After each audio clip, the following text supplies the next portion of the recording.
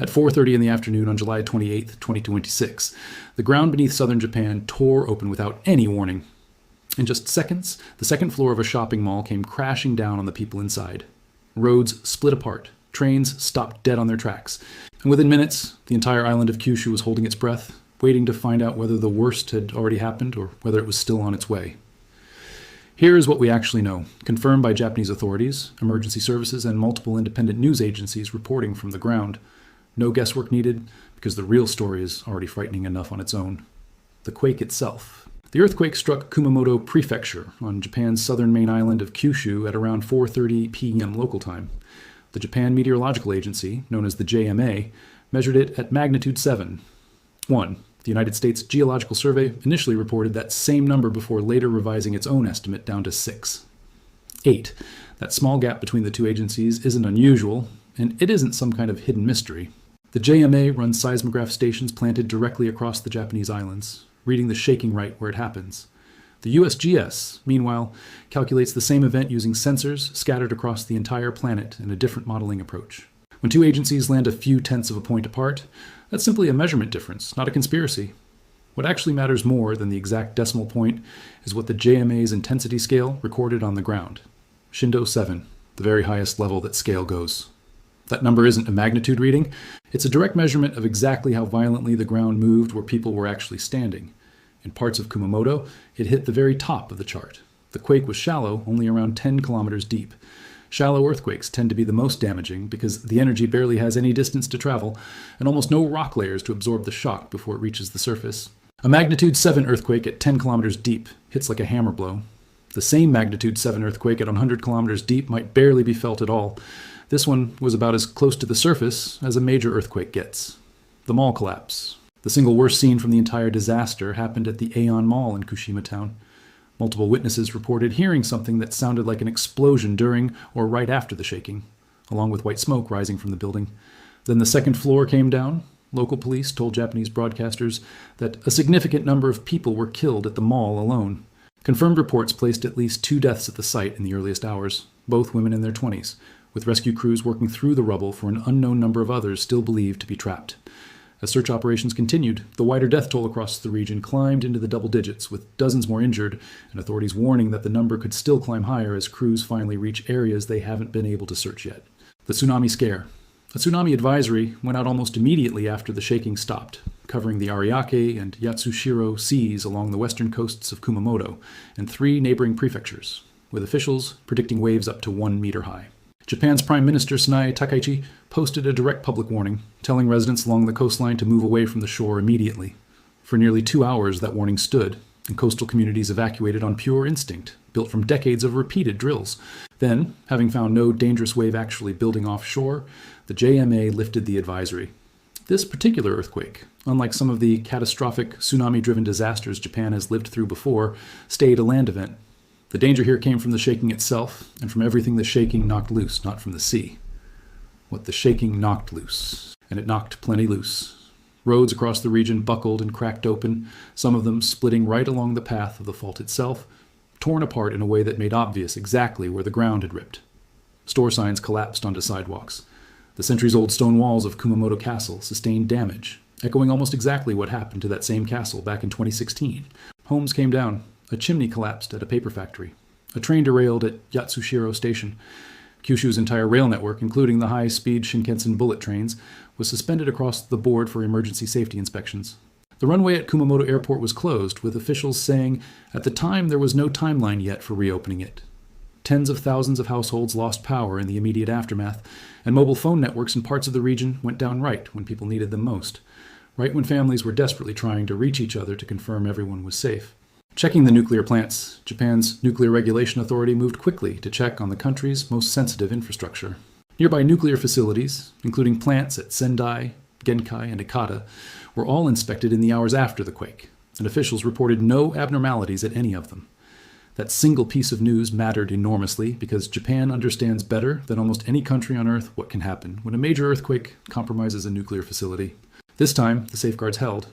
The Japanese Defense Ministry dispatched aircraft to survey the damage from above, feeding real-time information back to disaster response teams on the ground. While emergency crews from the Fire and Disaster Management Agency worked through collapsed buildings looking for survivors, officials urged residents across the region to stay alert for landslides in the hilly terrain around Kumamoto, where ground that has been saturated or loosened can still give way, well after the shaking itself has stopped. This is very likely not over. Here's the part authorities most urgently want people to understand right now. This is very likely not finished. A JMA planning official told reporters directly that the shallow nature of the earthquake was actively triggering ongoing seismic activity in the area, and urged residents to stay especially cautious over the following 2 to 3 days. Aftershocks were already registering in the hours afterward, some strong enough to be clearly felt on their own. When a fault this large ruptures, it doesn't release all of its built-up stress in one single clean break. It settles unevenly in smaller ruptures along the same fault line, and sometimes on nearby faults, nudged by the redistributed pressure, can keep firing for days or even weeks afterward. None of this means a bigger quake is guaranteed to follow. Most of the time, aftershocks simply fade out gradually on their own, growing weaker and less frequent until the fault finally settles into quiet. But officials aren't taking that outcome for granted just yet, and neither should the people currently living through it. Echoes of 2016. To understand why this hit so hard and why it isn't a total surprise that it hit here specifically, you have to understand what happened in this exact same region 10 years ago. In April 2016, Kumamoto was struck by a sequence of major earthquakes. It started with 2 strong foreshocks measuring 6, 2 and 6. 0, which alone killed 9 people and injured about 800. Then, less than 2 days later, a magnitude 7 main shock hit the very same area, killing around 50 people and injuring more than 2,000. Roughly 12,000 houses were destroyed or damaged. A historic bridge, the Aso Ohashi Bridge, collapsed entirely into the river below it. Kumamoto Castle, a national symbol with roots going back more than 400 years, suffered heavy structural damage that took years and enormous cost to repair. For many people in this region, that 2016 sequence is still the reference point for what a truly bad earthquake looks like here. And now, almost exactly a decade later, the same general area has been struck again, hard enough to bring down part of a shopping mall and push Shindo 7 back onto the map. That 10-year gap isn't a coincidence in the way you might first assume, and it isn't the result of anything mystical either. It comes down to basic, well-understood physics. Kyushu sits in one of the most tectonically active regions on the entire planet, right where multiple plates and fault systems meet and grind against one another. Faults build up stress slowly, year after year, as the surrounding plates keep pushing. When a big quake finally releases that stress, it doesn't necessarily release all of it at once. Sometimes a fault only ruptures partially, leaving pressure still locked in place, quietly waiting. Seismologists who studied the 2016 Kumamoto sequence have long noted that not every segment of that fault system fully let go during those earthquakes. That leftover strain doesn't simply vanish, it sits there quietly building again until something finally gives. This new earthquake may represent exactly that. The same broader fault network finishing what it started back in 2016, a decade of accumulated pressure finally breaking free. A wider pattern of activity. Japan as a whole has been going through an extraordinarily active stretch of seismic activity over the past several months. This new Kumamoto quake comes barely a month after 2 major earthquakes rattled Venezuela on the opposite side of the world. And it follows a string of smaller but still significant quakes that have been shaking Japan itself in recent weeks and months, part of a broader pattern of elevated seismic activity across the country stretching back to late 2025. None of that means every one of those individual earthquakes is directly connected to this one in some simple chain of cause and effect. Japan sits on top of 4 tectonic plates at once, with more active fault zones than almost anywhere else on Earth, and some level of ongoing seismic activity is simply the country's normal baseline. But when you add up the frequency and size of the recent quakes across the country, it paints a picture of a landscape under real, sustained tectonic pressure right now. And this Kumamoto event is the most destructive expression of that pressure so far. Understanding the Shindo scale, it's worth pausing here to explain something that trips up a lot of people outside Japan, the difference between an earthquake's magnitude and its intensity, because these 2 numbers measure completely different things, and mixing them up leads to a lot of unnecessary confusion online. Magnitude, the number most people are familiar with from international news coverage, measures the total amount of energy released at the earthquake's source, deep underground. It's a single number for the entire event, no matter where you happen to be standing. A magnitude. 7. One earthquake released the same total amount of energy whether you were standing directly above the epicenter or hundreds of kilometers away.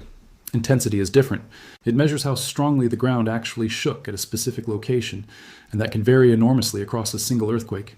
Someone standing almost directly above a shallow rupture might experience violent, structure-damaging shaking, while someone 200 kilometers away might only feel a gentle sway.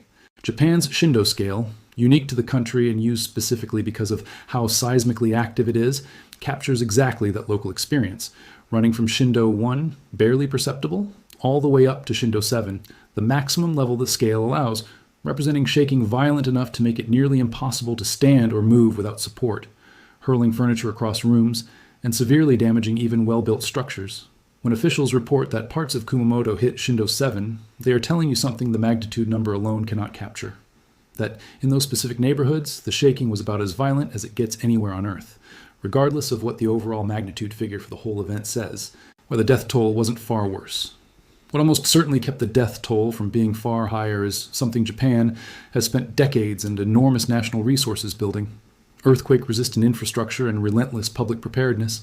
Japanese building codes are among the strictest on Earth, specifically because the country has no choice but to take this threat seriously.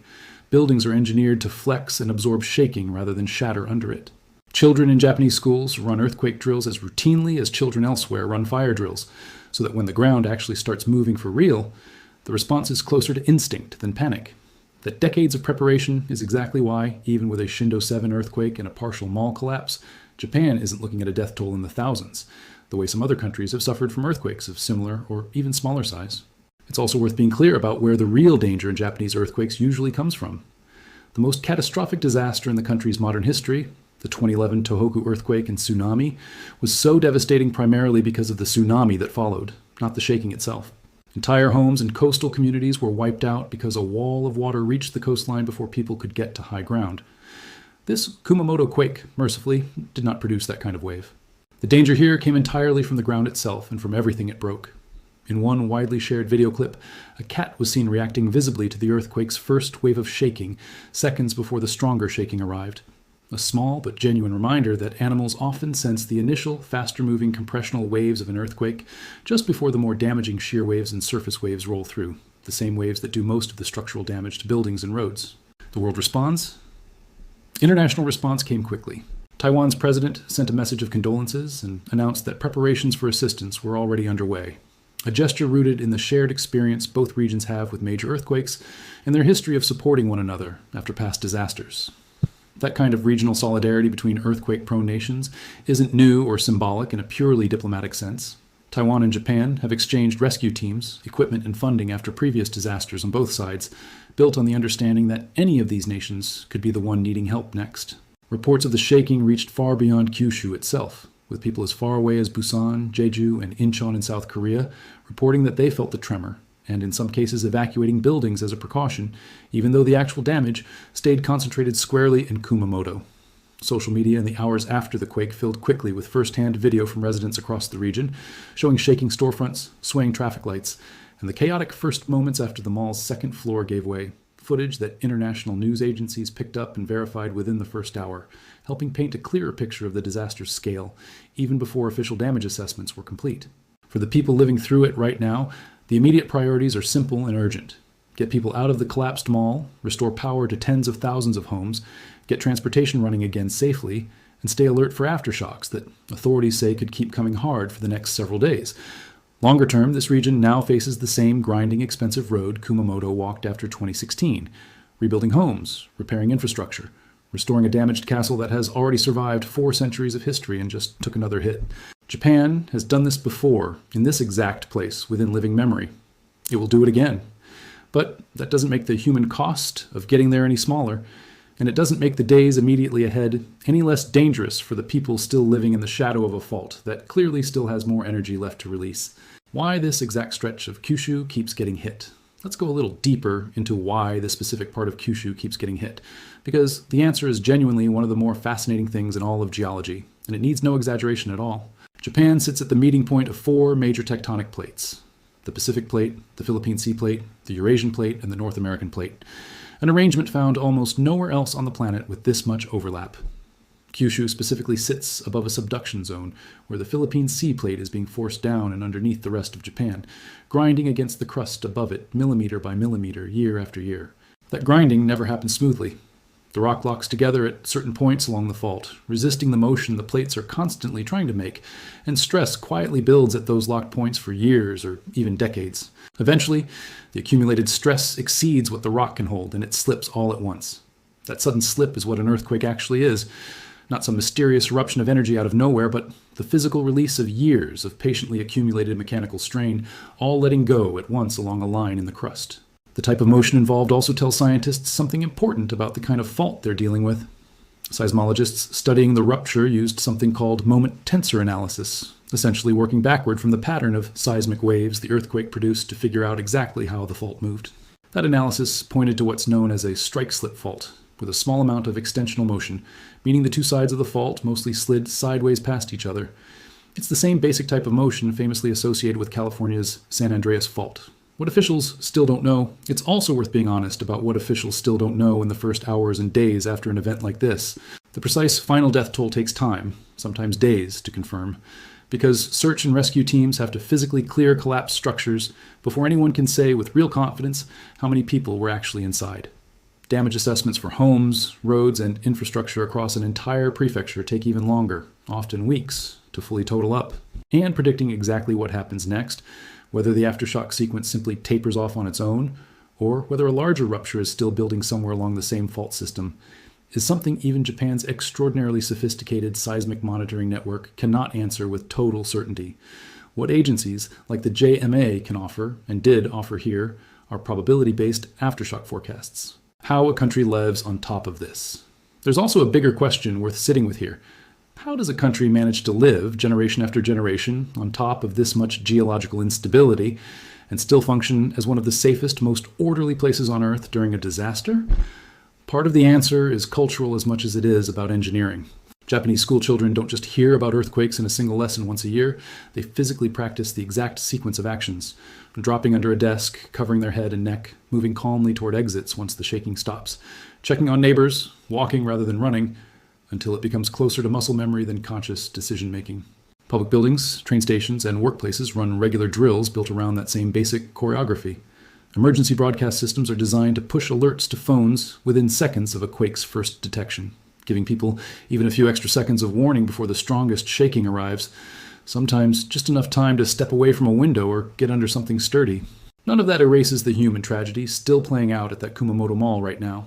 And none of it makes the coming days of aftershocks any less frightening for the people living through them.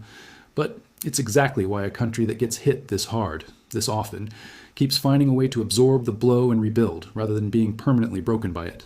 The earthquake-volcano connection. There's one more real, scientifically documented connection worth understanding here, and it has nothing to do with astrology or planetary alignments. The relationship between large earthquakes and nearby volcanoes.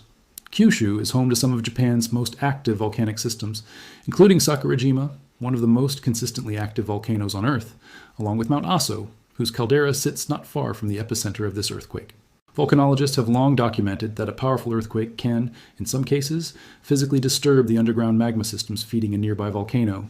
The seismic waves traveling through the crust can jostle magma chambers and the narrow conduits connecting them to the surface, potentially destabilizing gases dissolved in the magma, and in some historical cases, triggering or accelerating volcanic activity that follows a major quake by days, weeks, or even months. This isn't guaranteed, and it isn't even the majority outcome. Most large earthquakes near volcanoes don't trigger an eruption at all, but it's common enough and well enough documented across decades of global seismic and volcanic records that scientists monitoring this region will be watching Kyushu's volcanoes especially closely in the days and weeks ahead. Not out of speculation, but as a standard evidence-based part of post-earthquake hazard monitoring in a volcanically active region like this one, seconds that matter. The evacuation and warning response also deserves a closer look, because it's a genuine demonstration of infrastructure most countries simply don't have. Within moments of the shaking being detected, Japan's nationwide earthquake early warning system, which uses the faster traveling but weaker initial seismic waves to estimate an earthquake's size and location before the slower, more destructive waves arrive, pushed alerts out across the region. In a shallow, near-epicenter earthquake like this one, that warning window is often only a few seconds, sometimes less, simply because the source is so close that there isn't much time for the warning to outrun the shaking. Even so, those seconds matter. There was enough time for someone to step back from a window, for a surgeon in an operating room to pause a procedure, for a train operator to begin an automatic braking sequence. which is part of why Shinkansen services across Kyushu were able to halt safely and be inspected before any train was allowed to move again, rather than continuing to run at high speed through a region still shaking with aftershocks. The human toll beyond the mall. As for the human toll beyond the mall itself, reports out of Kumamoto in the hours after the quake described a familiar, grim pattern. Volunteer and professional relief organizations that have responded to past Japanese earthquakes, including the 2016 Kumamoto disaster and the 2011 Tohoku earthquake, were already mobilizing supplies and personnel toward the region within hours, drawing on logistics networks built and refined across nearly a decade of responding to exactly this kind of emergency in exactly this part of the country, the long road of recovery. It's worth spending a moment on what recovery from an earthquake like this actually looks like in practice, because it's rarely a quick or simple process, even for a country as well prepared as Japan.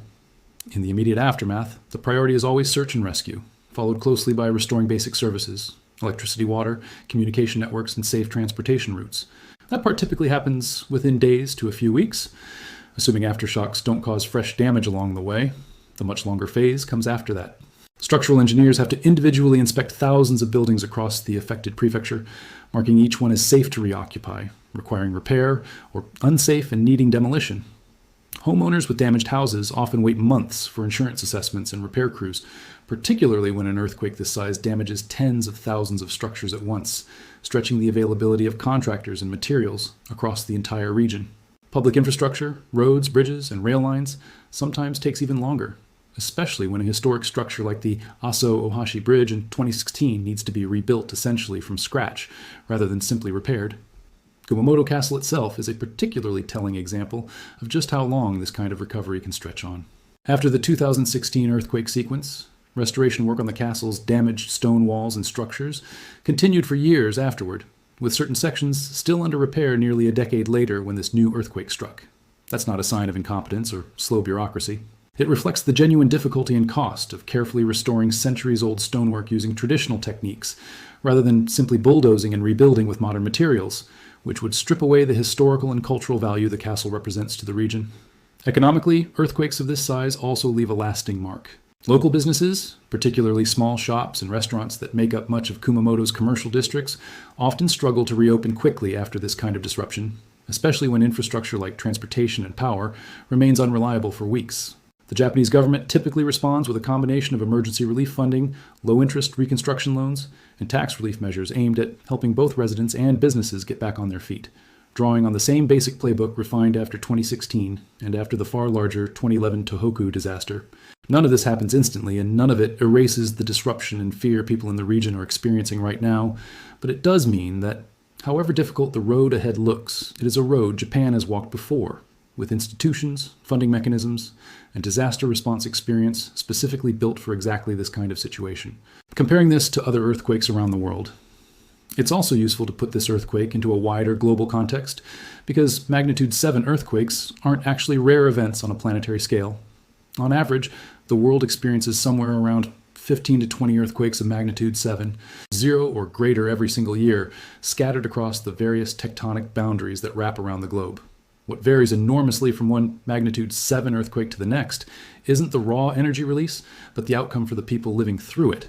And that outcome depends heavily on 3 factors: how shallow the quake is, how close it strikes to populated areas, and how well prepared the affected buildings and infrastructure happen to be. A magnitude 7 earthquake striking a remote, sparsely populated stretch of ocean floor might make international headlines for a day and then be quietly forgotten. The same magnitude, striking directly beneath a densely populated city with poorly enforced building codes, can become one of the deadliest disasters of the decade. This is exactly why comparing raw death tolls between different magnitude 7 earthquakes around the world without accounting for depth, location, and construction standards tends to produce misleading conclusions. Japan's Kumamoto earthquake, striking shallow and close to a populated area, could easily have produced a far higher death toll in a country without Japan's decades of earthquake-specific building codes and public preparedness. That comparison isn't meant to minimize what happened here, the loss of life, the destruction at that shopping mall, and the fear rippling across Kyushu right now are all genuinely serious. But understanding where this event sits within the broader global pattern of seismic activity helps explain both why it happened and why the response and the ultimate toll looked the way it did, compared to similarly sized earthquakes that have struck less prepared regions of the world in recent years. The lesson underneath it all, if there's a single lesson sitting underneath all of this, it isn't a mysterious one, and it isn't unique to Japan either, even if Japan applies it more thoroughly than almost anywhere else on Earth. It's the same lesson seismologists have been repeating for decades in Japan and everywhere else that sits on an active fault. Earthquakes cannot be predicted with precision. Not the day, not the hour, not the exact location of the next one. What can be done, and what clearly saved lives here, is preparation, applied consistently decade after decade, without ever assuming the next big one won't come.